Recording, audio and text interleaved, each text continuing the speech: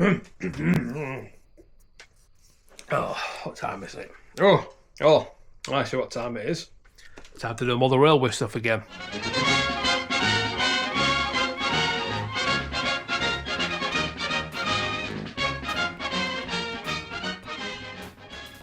Hello! That's right.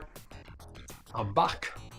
You can never keep a good man down, but I'm back all the same to do this, more of the model railway nonsense. Quite a few things have been going on.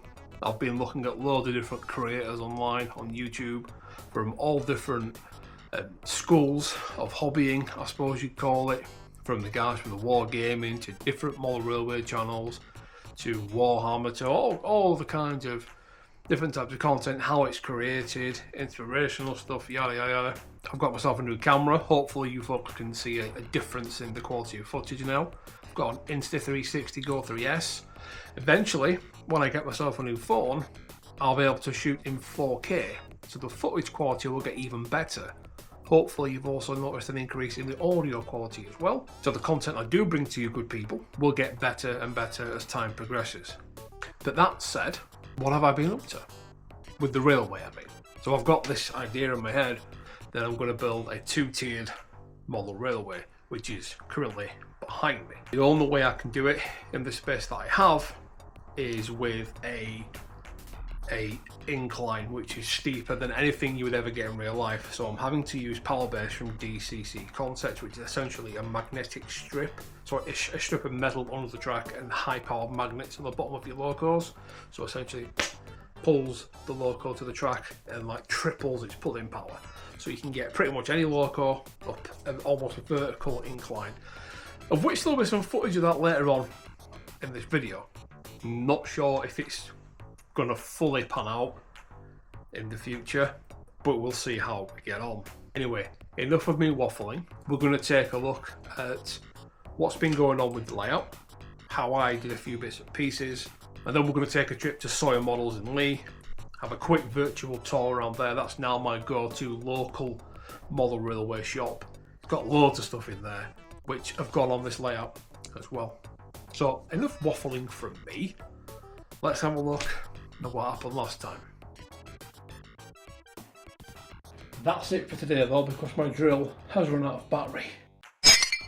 Right then, so this is the baseboard for the new layout constructed. As you can see, there's plenty of room for me to walk around, sit and operate within the confines of the baseboard structure. Plenty of under layout storage as well. This will be the height of the second layer of the upper tier, and this is where the incline will start on this side. This is similar to the stuff that I had on this layout up here, which you can't see. This just makes for a lovely flat surface. It's easy to mount things to as well. They come with these sheets that are pre-cut, so the best way to do it is just to stick them down and then use a foam cutter to trim along the edges of the layout, so anything that hangs over can be easily cut away. And then save the offcuts, because you can build them up to make undulations and you can make ramps and things like that. So that's what I'm going to do now. Very easy to do, very boring. So I'm just going to get it done. Oh, right, this is the return of the glorious shaky hand cam with questionable focus. Let's just see if I can't lock that so it doesn't keep wicking out every now and again.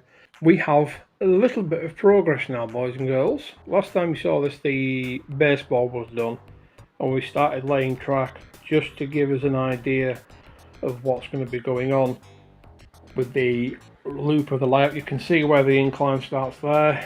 It was originally just going to go straight up, but the power based magnets, which are over there, would quite easily get the train up a very steep incline. However, the problem is with a long wheelbase vehicle such as that coach there, is when the rear bogie is on the way up the incline, the front wheel lift off the track because it's too steep.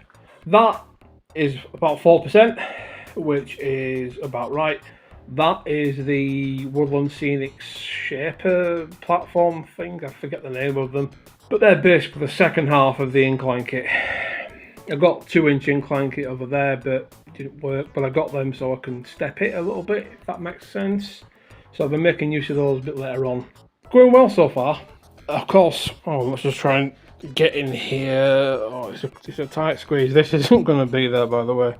This is going to be, there's going to be a swing bridge, which I've kind of made with this bit of wood that I had laying around. I'm going to get a hinge on it, and then obviously the track will be cut in place, and then it's just going to swing in like that.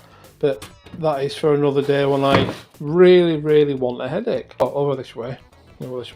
I'm just messing with track layouts at the minute. I'm not sure whether to have the goods line come in here just for a little, ignore that. Just got some wagons in place there just to give me the idea of space. Yes, compression, blah blah blah. Okay. To do what I want to do functionally means I'm going to have to possibly hide that loop. You won't see that loop. There'll be a tunnel mouth there, hopefully. So this will all be wall. Well, from our point of view anyway, it'll all be an embankment. So the line can go right up to the wall without it potentially running onto the branch line, main line thing. But again, we're just at the play stage at the minute. I have SCARM, and every time I've used SCARM and designed a layout, what I found is when it comes to actually putting track down, I usually end up changing it. And the actual layout ends up nothing like what the planned one looked like. So there we are. Bit of an issue here. If you look at the baseboard, it's bowed in the centre. So you can just see, so that's level and that's level. So when you put something across it, it's fine. But if you see, look at the gap under that side versus the gap in the middle versus the gap at the end. So there's going to have to be a little bit of clever messing about with form and things, but that's easily done because I'm just going to have the goods yard raised up here. Then of course we've got the loop there, and then once I've got all the track and scenics in place for the bottom half, I'm going to have to build the incline up to about here, because if I have the top layer in place I won't be able to work on the bottom layer. So I'm going to have to build the incline and everything else up until about here. I'm going to build it to make sure it works and so I can test it and everything else, but then it's going to have to go away. So yeah, major headache awaiting me with this little project, but this is what I want to do. This is the sort of thing I want. I want to be able to run decently sized trains in 00, which I think I should be able to do with this. Single track, because I like the whole branch line thing and single line working and what have you. Very reminiscent of the RETB sections in Scotland and everything else. But it's not going to be RETB, it's just going to be old fashioned single line working. So there we are, that's it for this little section. I'll film more when I've done more. Right, so I've got more of these incline things from Woodland Scenics, and I'm really struggling to wrap my head around how to make this work. I mean, carriages go around it just fine, but this is the final bit of the incline. And it goes to there. Now obviously that's going to be the flat bit, but then it has to go immediately into the return loop, which means this has to come up sooner rather than later, because if it's too late it'll run to the loop. So it needs to come up about here, which is fine, but then I'd run out of space here, so the carriage will not fit. So it means I'm going to cut the wood out of this, and it's just a lot of work, and I'm just not seeing how I can get my head around this task. And I'm sure that there are hundreds of people that could do this within a matter of hours. I am struggling. This is a pain in the backside, pain in the fucking ass. Alright, so I've been doing a little bit of testing this last week, trying to get track in place, trying to get a vibe of where I'm going to put the layout down. But now, before we go any further, it's time to put a base coat of paint down on the baseboard foam. Hopefully, once I've done that, I can start pinning the track in place, drilling holes for point motors, and finally get some trains running. Let's get to it. Right, so what we're doing now is I've roughly got the track laid out in a position that I want. I've got the gradient working as smooth as I can do. I've tested it with track and everything is within tolerances that need to be. I've got the DCC Context Power Base metal strips going down first. Now I'm in a bit of a rush. I'm only testing this, so I'm going to use hot glue to hold these plates down with. It's not ideal. Ideally you want to use like a PVA and weight them down overnight. I don't have time. I need to make sure this works, and I need to get it tested either today or tomorrow or as soon as possible. So I'm just literally getting a little bit of hot glue, and I'm just getting a bead of hot glue down the middle, and then I'm going to push it on and slide it forward, and that just helps it dry flat, and it grabs almost immediately. Now this is all glued down as well. I'm going to repeat this process until I've done all the way around. Then once it's set, I can fix the track down, put a magnet on a loco, give it some power, and just test whether or not it's actually going to do it. Here we are. I've got the magnets on the bottom of the loco, one under each bogie. It's pulling a Mark 1 and a press floor scent wagon. This is a very steep incline.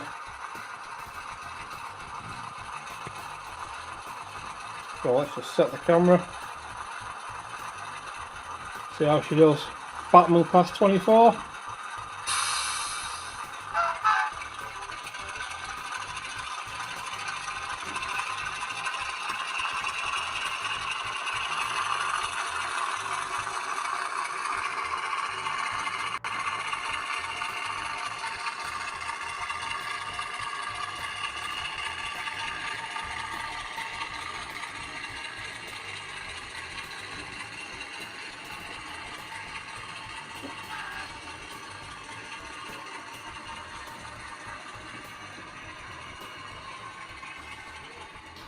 Alright, so it made it up that first bit. This is now the first levelling out, I suppose you want to call it, the first level section after the first incline. This next bit over here is really steep, and this bit's ridiculous. I'm honestly not expecting it to get up that, but we'll have a try, see what happens.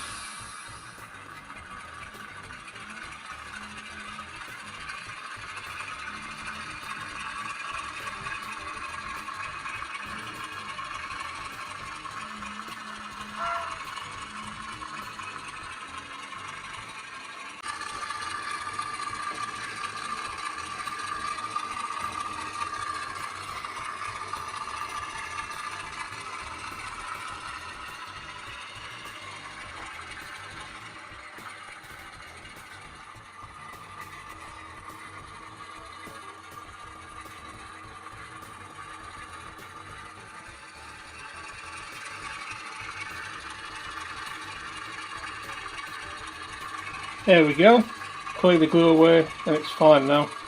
Crawling up that gradient. And this really is a cartoon-like gradient as well. I've not finished it yet because I have to test it, but I'm happy with that. Proof of concept, it is going to work. It does work. So there we are then. Proof that the DCC Context Power Base system actually works, and works better than expected. Now, that's as far as we're going to go for the time being in terms of finishing off the gradient.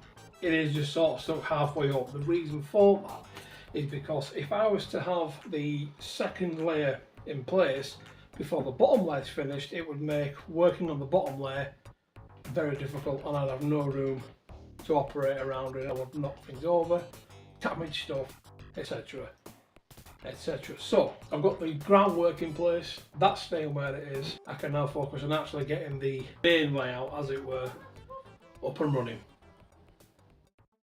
So I was needing some more bits and pieces for the railway build, and I also needed to collect my new Dapol Hawthorne and Leslie 040 thing. So I went to see Andy at Sawyer Models in Lee. Now, Andy has been there for quite a while now, and he has a huge range of absolutely everything you could think of, from like N gauge to TT, double or even O gauge. And of course not forgetting 009 as well, which we have this lovely little demonstration layout here. Really aesthetically pleasing scale, 009. I need it in my life. You've also got a huge range of figures on the wall there. I know he stocks a lot of Molyneux stuff. Molyneux, fantastic quality stuff. As you all know, I use a lot of Molyneux models. And I've even been scanned myself, so you can still, if you want to get a model of me, you can do for some reason and do terrible, horrible, torturous things to it at your own leisure. We also now have a little tour of the store, plenty of pre-owned on the left hand side, everything from pre-grouping steam to modern image diesels in all scales, everything you need in terms of scenery stuff as well, and even a lot of paints, flock, grass, you name it, he's got it. Even a huge pile of rummage boxes on the floor. We're talking deals of like 2 00 gauge wagons for a tenner. And things like that. You know, this is what I'm saying to you. This is where you need to be going.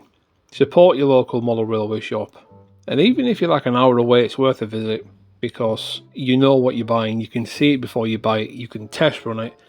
And this is the benefit of buying something from a person in a shop rather than a store on an eBay page, or even worse, an Amazon page. At least this way, you're supporting a real person with a real shop and putting money directly back into the hobby.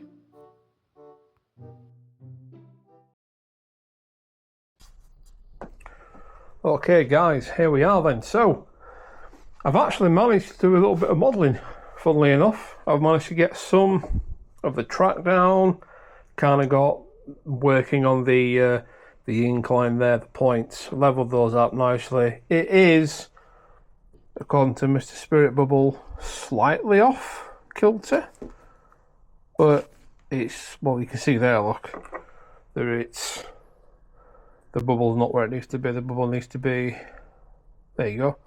So that bit is central. So for me, that's level enough. So that's good. I wanted to have a second run around loop here. Really, really did. The problem is I just don't have enough space to have a run around loop here because of what's going on with the incline there, the space available, and everything else. So I've had to make a little bit of a compromise. Because this is going to be essentially a single track branch line, I'm going to have this side of the layout representing a goods yard which can only be shunted on the up train. Of course, the idea is it gets to the terminus of the other side of the layout, where the train would then run around where there is room for a run around loop and then come back this way. So the train would only be able to shunt this on the way down the goods loop, which is fine. So I've sort of got the, you can see the track missing there, but you can see the idea. The train will come in there, then we can shunt it down here. I've got an engine shed there, which I got from Soil Models earlier on today. I don't think I'm going to keep the engine shed there. I think because it's a 2-lane engine shed, I don't know whether to keep carriages in there or whether that will go on the top layout later on, or whether it'll go over here and being on this part of the layout. I'm not too sure, but for now it's just a sort of a placeholder. I'm also using this layout form, track bed form from DCC Concepts. It's incredibly easy to cut, and you just, you know, super easy to cut. So I'd certainly recommend giving that a try. It helps you level out the track bed, everything else. So, but that's as far as I can go this week. I've got stuff I need to do. So for now, that's it for layout updates. We'll catch up with this later on. That's everything for this week. Hopefully you enjoyed the updates. Like I said, I'm glad to be back, but we're no longer boxed in by this video every week schedule. I'm hoping to get a video out every 3 weeks or so for the time being, and it's going to be a what's the word I'm looking for? Can't think of any words. The word gone. Words have gone. Fuck's sake. There'll be a cataloguing of progress on the new layout build, showing you what's going into the build, materials I'm using, techniques, blah blah blah blah blah. But I want to do it in the way that I've always done it, which is just mental and makes no fucking sense whatsoever. So if you're up for that, drop us a like, subscribe, comment, all that good jazz, and I will see you all very, very soon. Do drop a comment, guys. I do try and read them all, and I do reply to the interesting ones. And let me know what else you'd like to see. Till next time, take care. Bye-bye.